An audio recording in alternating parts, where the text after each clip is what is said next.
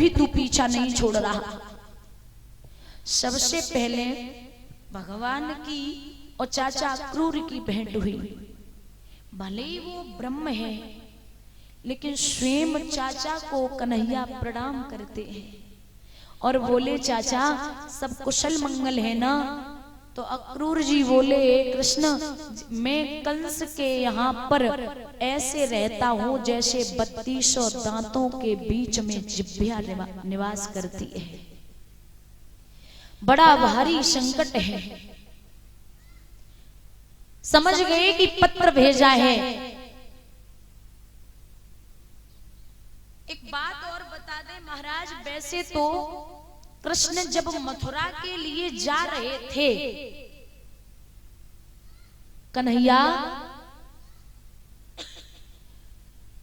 जो ये चिट्ठी बाबा नंद ने पढ़ी तो मैया यशोदा भी बहुत रोई और कहा है मैं अपने बेटे को कभी उस दुष्ट के यहां नहीं भेजूंगी।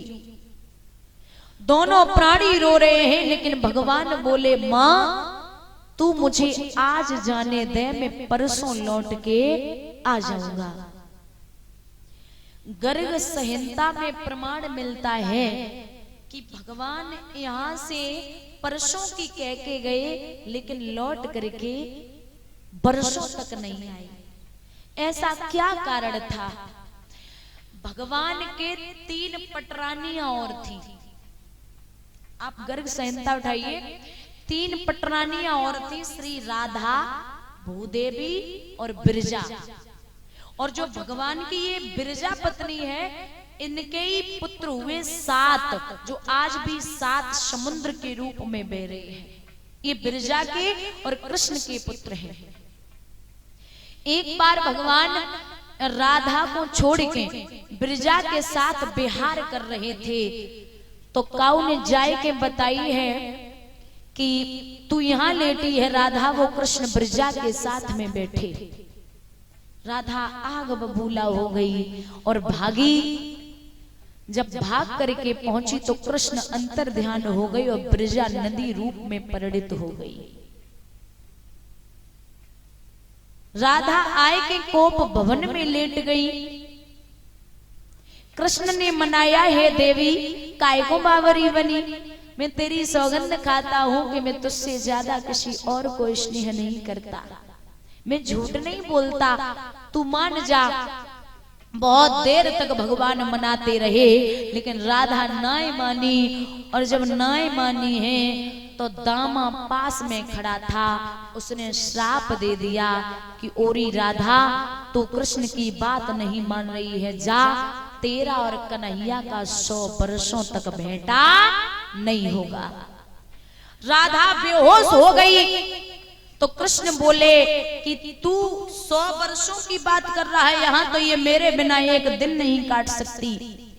राधा से कहा कि तू चिंता ना करे, रोए मत, मैं हफ्ते में चाहे कुछ भी करूं, लेकिन पल भर के लिए तुझे दर्शन अवश्य देता रहूंगा ताकि तू जीवित बनी रहे। इतना प्रेम था। और महाराज कहते हैं कृष्ण जब कहीं जाते थे ना, तो राधा को ऐसा लगता था कि कन्हैया हमेशा के लिए मुझे छोड़ के चला गया। एक बार तो राधा ने यमुना के किनारे कृष्ण की मिट्टी की मूर्ति बनाई, तो पूरी मूर्ति बना दी, लेकिन उसके पैर नहीं बनाई। पूछा कि पूरी मूर्ति बनी है, इसके पैर क्यों नहीं बनाए? तो राधा बोली, ये बहुत बड़ा छलिया है, ये बहुत बड़ा छलिया है, अगर मैंने इसके पैर बना दिए तो ये मुझे छोड़ के भाग जाएगा। इसी कारण से वर्षों तक भेंटा नहीं हुआ था। मैया यशोदा समझाती है कि अये लाला तू मुझे छोड़ के मत जा। जिस दिन अक्रूर जी आए, जो खबर मिली माँ यशोदा को कि मेरा कन्हैया मथुरा जाएगा, जैसे कि बच्चे बचपन में जो बच्चा होता है ना, जिसकी देखभाल की जाती है, वही उसी तरीके से मैया पूरी रात कन्हैया को अपनी गोदी में लेटाई रही। माथे पे चुम्बन करती, बार बार सिर पे हाथ फेरती, ए लाला तू मुझे छोड़ के मत जा, मैं तेरे बिना मर जाऊंगी। भगवान बोले मैं परसों आ जाऊंगा।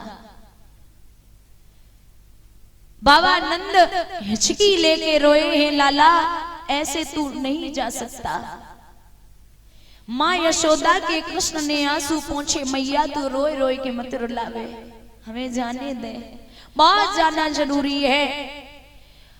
रात्रि मुश्किल से व्यतीत हो पाई, सुबह के 4 बजे पूरा ब्रज वहां मैया यशोदा के द्वारे पे इकट्ठा हो गया और बोले, हे माँ तू ना जाने कंस बहुत बड़ा अत्याचारी है, अगर तूने कृष्ण को भेज दिया तो निश्चित है कि ये मेरा बेटा वापस नहीं आएगा।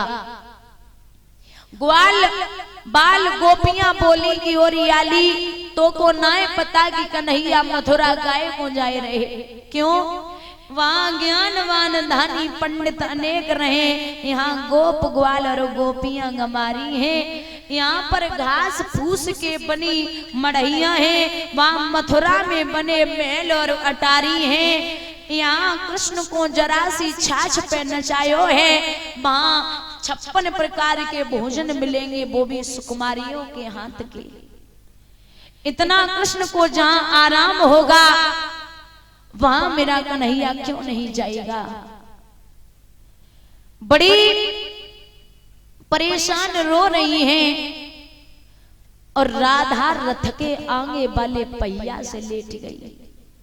राधा रथ के आगे वाले पहियों के सामने लेट गई और जवाब दिया है, गोविंद अगर आप चले गए और जाना भी चाहते हैं तो ये रथ मेरे ऊपर से निकाल लो और मथुरा चले जाओ।